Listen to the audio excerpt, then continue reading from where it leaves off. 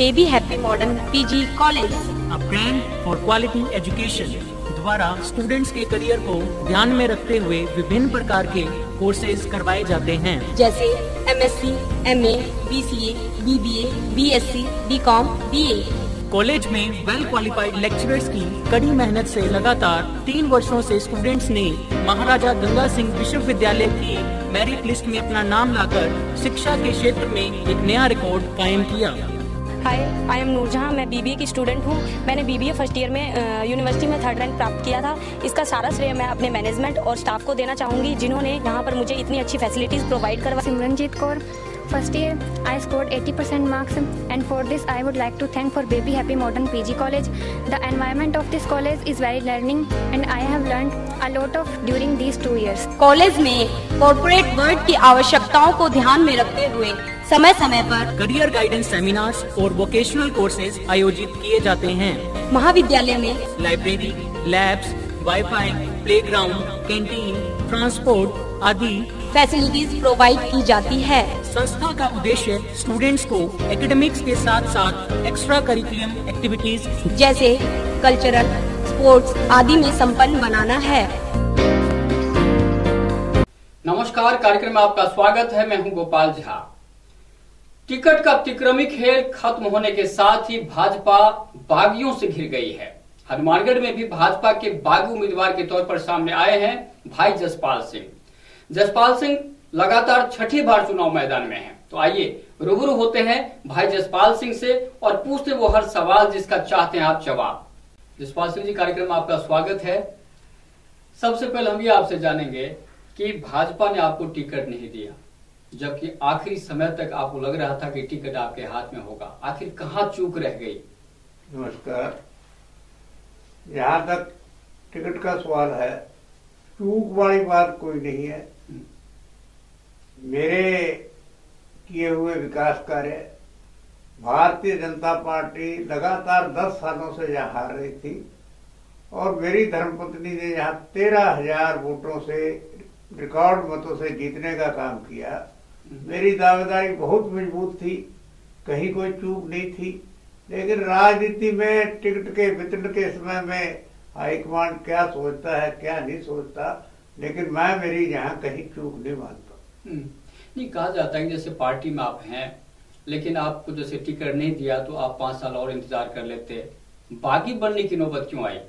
ये बड़ी आपने बहुत ही गंभीर बात पूछी है। बागी बनने के इसलिए मजबूर हुआ, कार्यकर्ताओं का दबाव था। अच्छा। पिछले चुनाव में जब भी जो व्यक्ति अपने आप को पार्टी का मठाधीश कहते थे, उनकी इच्छा के विपरीत जहां कहीं भी पार्टी ने उचित और व्यक्ति को टिकट दिया, इन्होंने उसको खिलाफ पार्टी विरोधी गतिविधियां की और निर्दलीय उम्मीदवार उतारकर हराने का काम किया। जैसे कि चेयरपर्सन का चुनाव था, मेरी धर्मपत्नी के खिलाफ निर्दलीय उम्मीदवार श्रीमती नर्मदा देवी को उतारा। इसी प्रकार पंचायत समिति चुनाव में पार्टी की अधिकृत उम्मीदवार श्रीमती अलका गुदारा थी, उसके खिलाफ श्रीमती कसवा को निर्दलीय के रूप में उतारने का काम किया। चाहे उपचुनाव हुआ, चाहे पंचायत समिति के चुनाव थे, जिला परिषद के सदस्यों के चुनाव थे, मोहन सिंह ढिल्लों पार्टी के अधिकृत उम्मीदवार थे, जो कि डॉक्टर राम प्रताप के पैतृक गांव के हैं, उसको भी हराने का काम किया। कांग्रेस के लिए खुलेआम वोट मांगे। इस तरह बार बार कार्यकर्ताओं को प्रताड़ित करने का काम, बार बार पार्टी विरोधी गतिविधियां करने के कारण आम कार्यकर्ता इस बात से बहुत ही भारी रोष था और कार्यकर्ताओं ने ही मुझ पे दबाव डाला कि जिस प्रकार से इसने बार बार पार्टी को पार्टी ने समझा, अनुशासन की बजाय अनुशासनहीनता की, तो इसको सबक सिखाया जाना चाहिए। इसीलिए मैंने चुनाव लड़ने का फैसला किया। नहीं, लेकिन आपको नहीं लगता कि इससे पार्टी को नुकसान होगा, क्योंकि आप तो सिंबल के खिलाफ चुनाव लड़ रहे हैं? ऐसा है, न तो मैंने आज तक कहीं पार्टी की आलोचना की, न मैंने पार्टी की रीति नीति की आलोचना की, न मैंने कोई हाईकमांड या नेतृत्व के खिलाफ कोई आलोचना की। मैं तो एक व्यक्ति विशेष के खिलाफ चुनाव लड़ रहा हूँ, न कि कोई पार्टी की रीतियों के खिलाफ या पार्टी के खिलाफ या नेतृत्व के खिलाफ। इस प्रकार नहीं, एक ऐसे व्यक्ति ने जिसने बार बार पार्टी की पीठ में छुरा घोंपने का काम किया, उसको सबक सिखाने के लिए चुनाव लड़ा। आप जिस पार्टी के नेता का गुणगान करते हैं वसुंधरा जी, वो कल जब टीवी आई थी तो उन्होंने एक बहुत बड़ी बात कही। उन्होंने कहा कि जितने भी बागी हैं सबको कांग्रेस ने पैसे दे देकर खड़ा किया है। पहली बात तो हनुमानगढ़ के परिप्रेक्ष में नहीं कही गई, हनुमानगढ़ में सभा भी नहीं थी।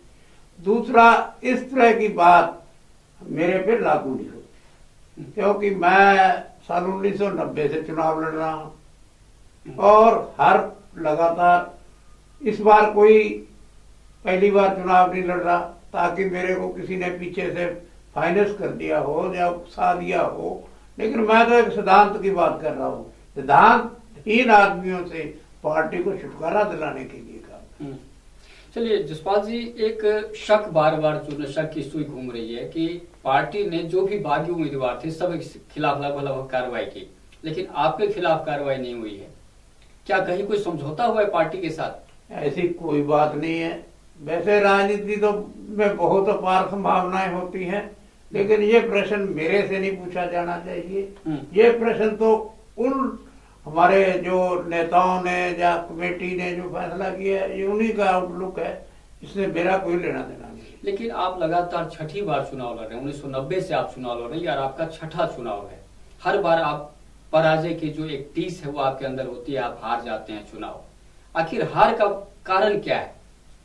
देखिए, राजस्थान की जो परिस्थितियां हैं, यहाँ दो ही पार्टियां हैं, तीसरे फ्रंट से मैं लड़ता रहा। लेकिन बार बार चुनाव लड़ने का सबसे बड़ा कारण ये रहा, पहली बार चुनाव लड़ा 7,500 वोट आए, फिर 93 में लड़ा 11,000 वोट आए, फिर 98 में लड़ा 22,000 वोट आए, फिर 2003 में लड़ा 30,000 के करीब वोट आए, और फिर जब 8 में चुनाव लड़ा तो फिर मेरे को 33-34,000 वोट आए। हर बार हनुमानगढ़ का मतदाता मेरे का हौसला बढ़ाता रहा है। और दूसरा, जो चेयरमैनी का चुनाव हुआ, 10 साल से पार्टी हार रही थी, उसको जो कार्यकर्ताओं में हताशा थी और चेयरमैनी में दूर करने का काम किया। इसीलिए, और सबसे बड़ी बात है कि जिस प्रकार से एक मैंने हमारे इलाके में मेरे से पहले जो चेयरमैन बने, जो एक भ्रष्टाचार का आरोप हर टाइम लगता रहा है, लेकिन मैंने ईमानदारी के साथ काम किया है। इस बात को मेरे विरोधी भी मानते हैं, और इसीलिए हर बार जनता का समर्थन मिलना और इस बार चेयरपर्सन का चुनाव इतने बड़े मार्जिन से जीतना, तो इसलिए मेरे को पूरा भरोसा है जनता मेरे को हाथों हाथ लेगी और आने वाला चुनाव मैं दावे के साथ कहता हूं जीत के जाऊंगा। जसपाल जी, आपने जैसा कहा कि आप कहते हैं कि मैं असली भाजपाई हूँ, टिकट नहीं मिला कोई बात नहीं, मैं पार्टी के साथ आज भी हूँ और पार्टी के लोग आपके साथ हैं। आपने जयपुर से आने के बाद पहली सभा में ये बात कही थी, लेकिन उसके दूसरे दिन आपके जो भाजपा के जो पार्षद हैं वो बाकायदा प्रेस कॉन्फ्रेंस करके एक फरमान जारी करते हैं, एक घोषणा करते हैं कि हम लोग सिंबल के साथ, यानी जसपाल सिंह जी के साथ नहीं है। क्या कहते हैं आप? ऐसी कोई बात नहीं है, न मैंने पहले कोई दावा किया न आज कर रहा हूं। ये जो लोग को कहने की जरूरत नहीं थी, जो पार्टी में है पार्टी में है, लेकिन कहीं ना कहीं उनके मन में कहीं शंका थी, उसी अपने ही बहम के कारण उन्होंने इस प्रकार की बात की है।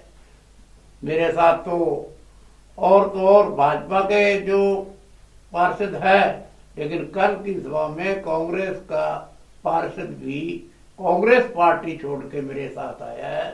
तो जो पार्षद लोग मेरी ईमानदारी के कारण, जो विकास के कारण मेरे को समर्थन दे रहे हैं। और देखिए आगे और पता नहीं कितने लोग और आएंगे, कांग्रेस के लोग भी आ रहे हैं, भाजपा के पदाधिकारी सारे साथ, संगठन सारा साथ है, इसलिए कोई मेरे को इस बात पे ज्यादा बात नहीं करनी। चलिए, आप कह रहे हैं कि आपके साथ संगठन भी है, लेकिन हनुमानगढ़ में चूंकि आप 6 बार चुनाव लड़ रहे हैं और 6ठी बार जब आप मैदान में हैं, तो आखिर क्या मुद्दे हैं जिनके बेस पर आप चुनाव लड़ रहे हैं अभी? देखिए, सबसे बड़ा मुद्दा जो इस बार चुनाव का है, आपने देखा होगा लोकपाल बिल को लेके सारा देश उद्वेलित हुआ। जो देश का युवा था वो चाहता था राजनीतिक लोग ईमानदार हों। इस बात को लेके आपने देखा होगा 10 दिन तक सारे मीडिया अखबार इस बात पे भरे पड़े थे, और जो लोगों का झुकाव लोकपाल को लेके, अन्ना हजारे को लेके था, और मुझे पूरा विश्वास है आज भी ईमानदारी को बात को लेके लोग मेरा भरपूर साथ देंगे। इसीलिए और भी बहुत से मैंने जो काम करवाए हैं, शहर की ऐसी समस्याएं जो वर्षों से लंबित पड़ी थी। शहर हनुमानगढ़ टाउन में बरसाती पानी के निकासी की वर्षों से समस्या थी। 3-3 दिन 4-4 दिन गुड़ मंडी, पुलिस कॉलोनी, मुखर्जी कॉलोनी, धान मंडी, बरकत कॉलोनी पानी की निकासी नहीं होती थी। लोगों के घरों में पानी घुसा रहता था, उनका खाना पीना जीना मुश्किल हो जाता था। उसका मैंने समाधान किया। 65 लाख रुपए लगाकर उस गिरानी को खुदाने का काम किया। उसके बाद जब पहली बरसात हुई, मैं दावे के साथ कह रहा हूं, कोई ज्यादा बहुत बढ़ा चढ़ा के कहने की बात नहीं है, 1 घंटा 10 मिनट में सारे शहर का बरसाती पानी की निकासी हो गई। दूसरा, जो रेलवे लाइन के पार 22, 23, 24, 25, 26, 27 वार्ड और इंदिरा कॉलोनी, पारिक कॉलोनी, सूर्य नगर, इन लोगों को जाने के लिए सीधा रास्ता नहीं था, और जो रास्ता था कागजों में मंजूर था, लेकिन 20-25 वर्षों से वो बात लंबी थी। मैंने उस रास्ता को खुलवाने का काम किया और जो बड़ी समस्या थी उसको हल करवाने का।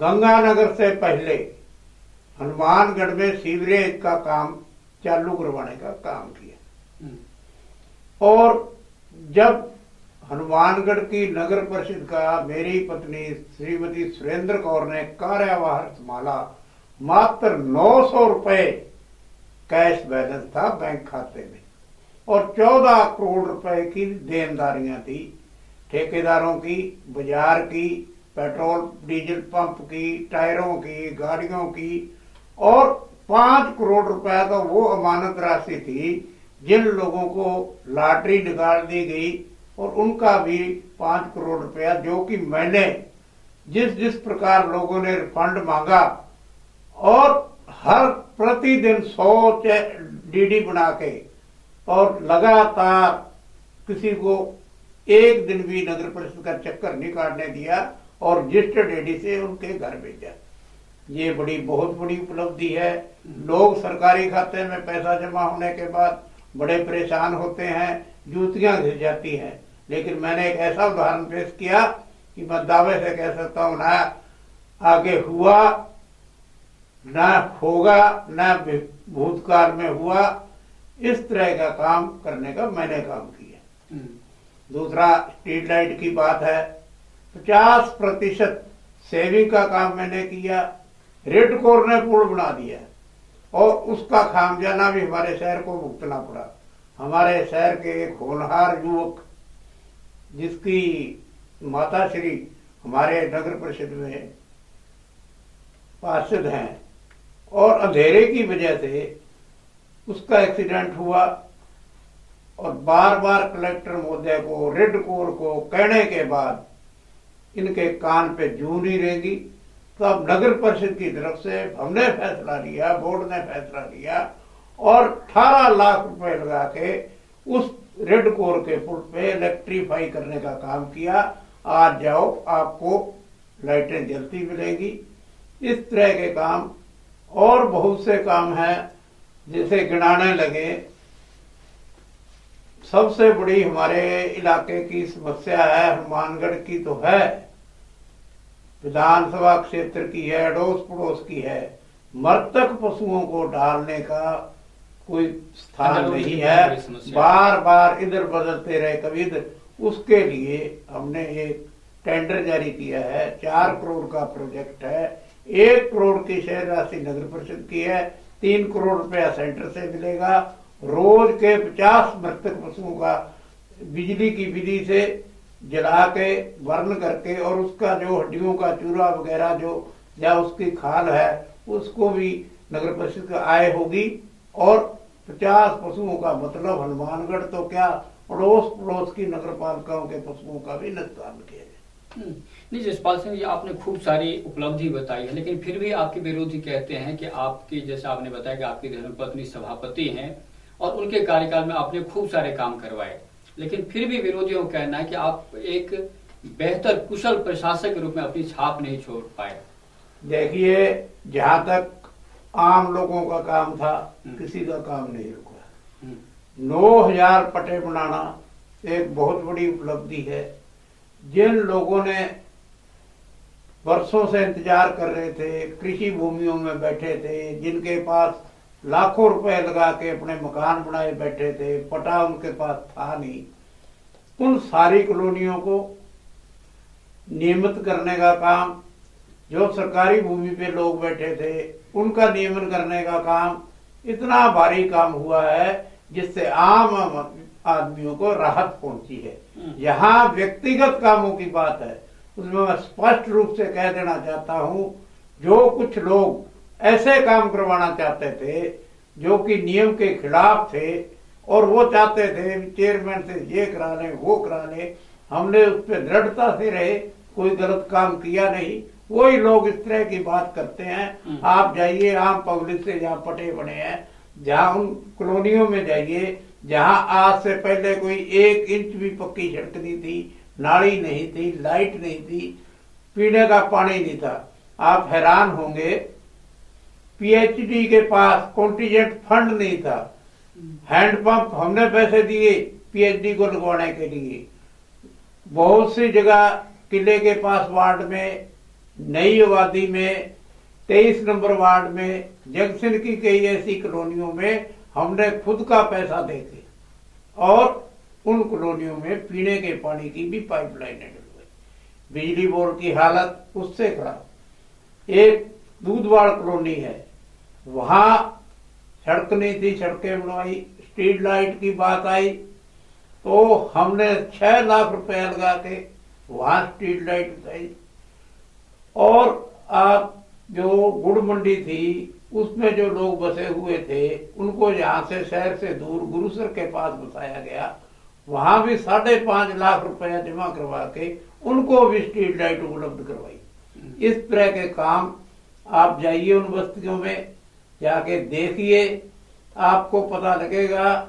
आज से पहले जितने चेयरमैन हुए हैं, चाहे आप खुंजा में इससे पहले गए हो मेरे कार्यकाल से, चाहे श्रेसिया गए हो, चाहे रूपनगर गए हो, चाहे पार्क कॉलोनी गए हो, जहां जहां इससे पहले बिल्कुल कच्ची सड़कें थी, जैसे कि बहुत ही पिछड़ा हुआ गांव जैसी शहर की हालत थी, आज वहां सीसी रोडें, इंटरलॉकिंग रोडें, नालियां, स्ट्रीट लाइट, हर तरह की सुविधा, पीने के पानी, हैंडपंप, सबमर्सिबल, जहां जहां से हमने हो सका किया।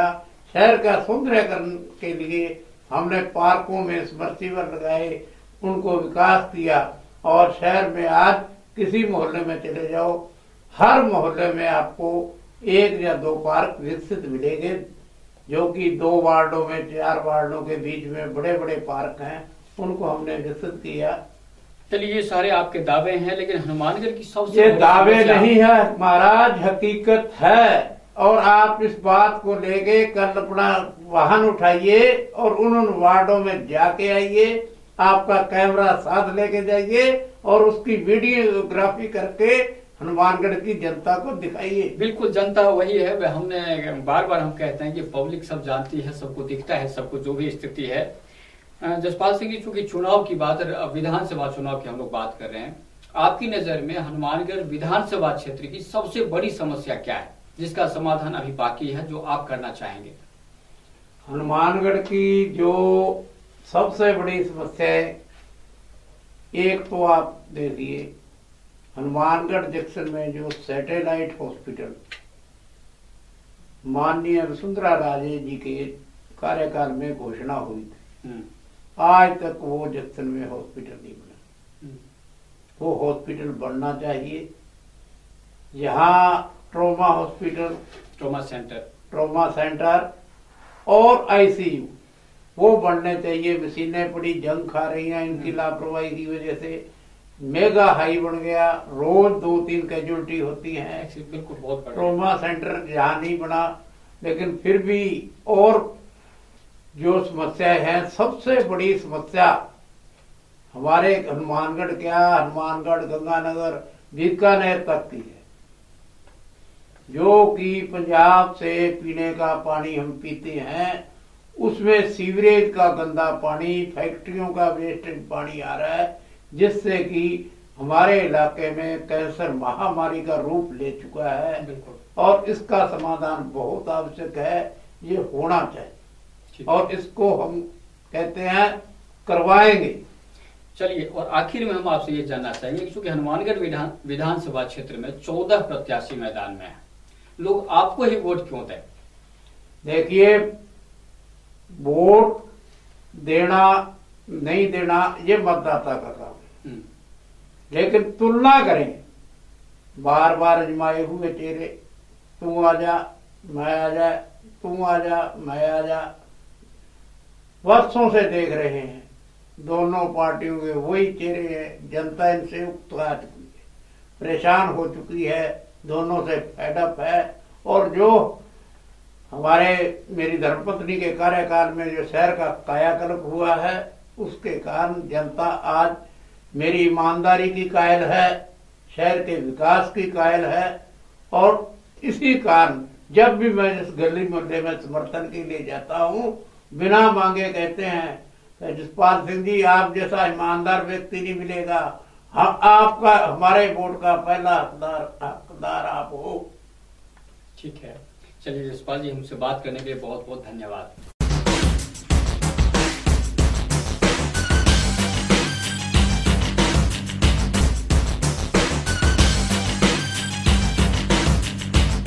Baby happy modern PG college, a brand for quality education द्वारा स्टूडेंट्स के करियर को ध्यान में रखते हुए विभिन्न प्रकार के कोर्सेज करवाए जाते हैं, जैसे MSc, MA, BCA, BBA, BSc, BCom, BA.